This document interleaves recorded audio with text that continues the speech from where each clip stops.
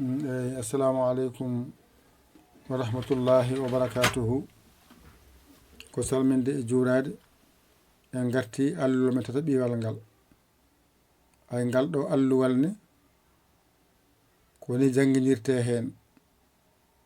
mbaɗa daniyen ne ay a ngali ɓeeno ko ni mbaɗa ni mbaɗa ni ay alif nan ay yaay qaf shin ɗum woni ayqa shun mo janggunoɗa o ayqa shun alif jubriya woni yanara qafara won qaf toɓɓuɗo ay ɓeeɗo ɗiɗi mbaɗata dow wona qaf toɓɓuɗo ɓeeto mbaɗa wootere dow wona qaf toɓɓuɗo shinto ay ayqa shun ay bajorɗo kef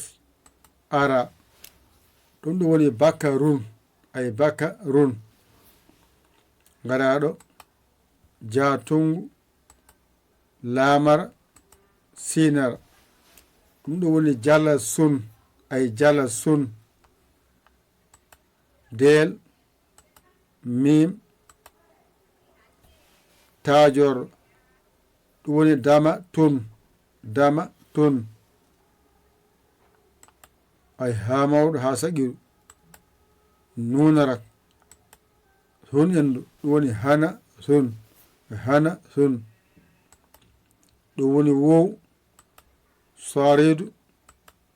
khatongu ɗum woni wasakhun zayyin ayna baliɗo zadel ɗum woni zaazun ha tongu fajorɗo ay ɗo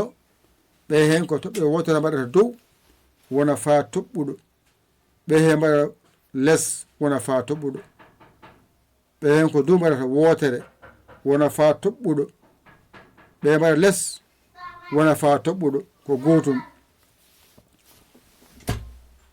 a famide joni noon fa toɓɓuɗo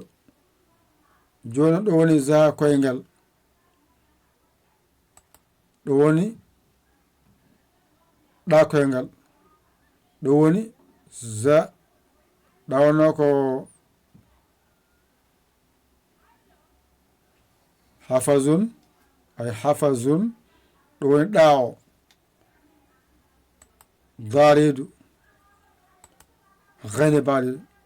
ɗaddagun ɗo woni ayqashun tuggiɗo ha ɗo woni ayqashun ngal ɗo ko ni wiyete ngal to ko abatasa wiyete ngal gadanal ngal ɗimmal ngal ko abajada ngal ɗo ko ayqashun windirte ni wiyete joni noon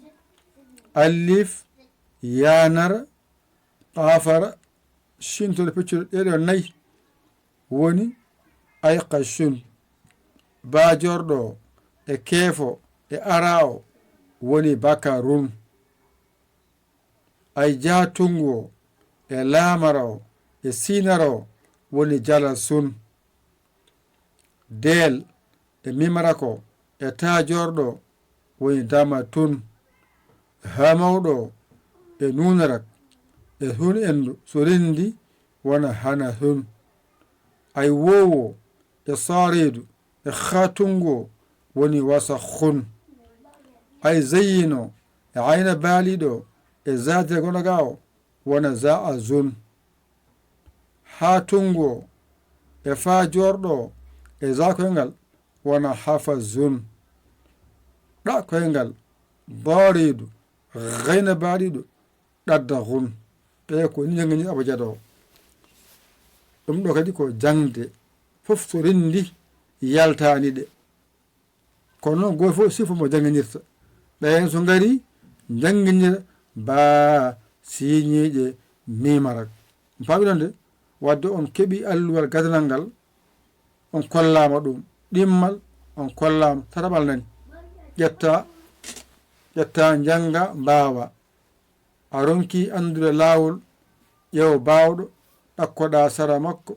o holluma o walluma ha jiya laawol wala no nodda en